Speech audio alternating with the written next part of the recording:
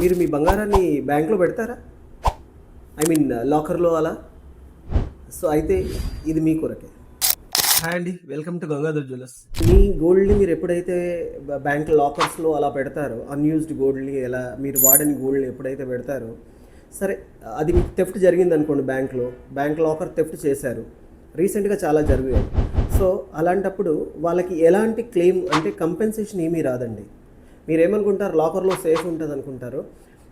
లాకర్లో రీసెంట్గా మొన్న వాడు కిందికించి వచ్చేసి లాకర్ని మొత్తం పగలగొట్టి తీసుకెళ్ళిపోయారు. సో వాళ్ళకి ఎలాంటి కంపెన్సేషన్ బ్యాంక్ ప్రొవైడ్ చేయలేదు.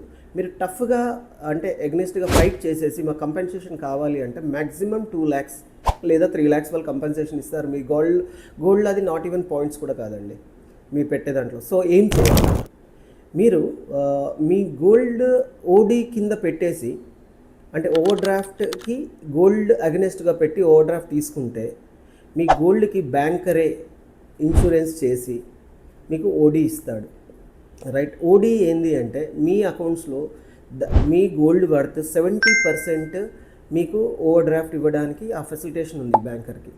సో మీ అకౌంట్లో 70% of me gold value limit పెరుగుతుంది. ఎప్పుడైతే మీరు ఆ లిమిట్ వాడుకుంటారో అప్పుడే మీరు ఇంట్రెస్ట్ కట్టాల్సి ఉంటుంది ఆ అమౌంట్స్కి. సో లిమిట్స్ వాడుకోరు. సో మీరు ఏం చేస్తారు, మీ గోల్డ్ అన్యూజ్డ్ గోల్డ్ ఏదైతే మీరు బ్యాంక్లో పెడుతున్నారో అది ఓడి కింద పెట్టండి. మీ దాంట్లో లిమిట్స్ పెరుగుతాయి. ఆ లిమిట్స్ ఎప్పుడైతే మీరు వాడుకుంటారో అప్పుడే మీకు దాని ఇంట్రెస్ట్ పే చేయాల్సి ఉంటుంది. సో అలా పెట్టుకుంటే మీకు చాలా లాభం. దానికి ఎందుకంటే బ్యాంకర్ ఇన్సూర్ చేస్తాడు. సో టోటల్గా ఎప్పుడు అలాంటి అంటే అనుకోని సంఘటనలు అలా థెఫ్ట్ సంఘటన బ్యాంక్ నుంచి ఏదైనా థెఫ్ట్ జరిగితే మీకు టోటల్ కంపెన్సేషన్ వస్తుంది. థ్యాంక్ యూ అండి. ఇలాంటి టిప్స్ కొరకి ఫాలో కాగలరు. Thank you.